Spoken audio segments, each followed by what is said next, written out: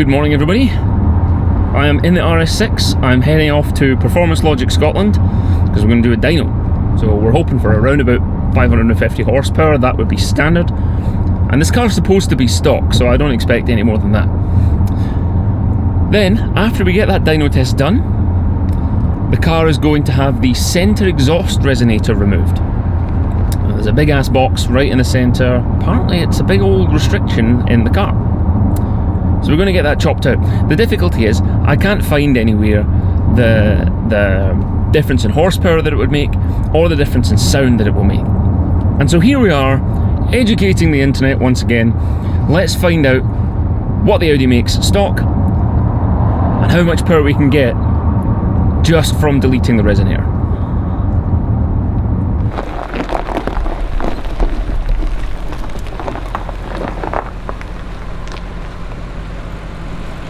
It looks pink on this camera screen. Yeah, it looks pink.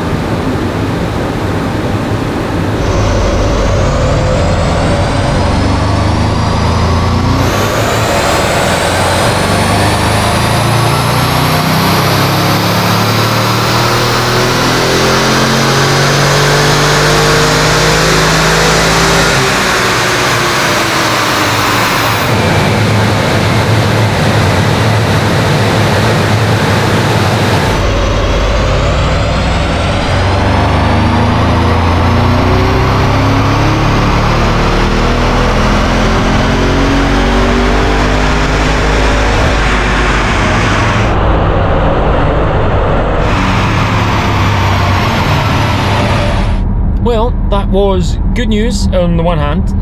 The car is in stock. It made, we did 2 power runs. We did a 553 horsepower and a 559 horsepower. So the car's stock. That's what I got. That's what I wanted. I wanted a stock car, you know, not remapped or tuned. There's a couple of little clues. The exhaust silencers are from a 27. If you look up the part code on the rear exhaust silencers, they're from a 2017 car, and this is a 2013. At some point the exhaust has been changed or swapped or something. So maybe it had a catback exhaust and then someone has changed it back to a normal one. Maybe that's what happened. It looks like the spark plugs haven't been changed in about 30,000 miles. So I'll get it into Scott. He'll swap the spark plugs when he's doing some of the other work for me, and that should cure that. So 559 horsepower with a misfire, that's pretty good. I'll take that. We also did 13 miles to the gallon while we were on dyno, so that's not bad. There was a problem though. So when the car was strapped down, so the car's got self-leveling air suspension, and one of the leveling rods snapped clean off. So when the car gets strapped down, the leveling system fights to level the front end of the car up, and then you ratchet strap it back down again, and then it fights to level back out. So when you released one side of the ratchet straps, the whole thing popped up on one side. It was like the air suspension jacked away up like a 4x4, and when it did that, it snapped one of the rods. Now, you can't buy the rod on its own. You have to buy the part from Audi, who want £156 for the sensor with the connecting rod.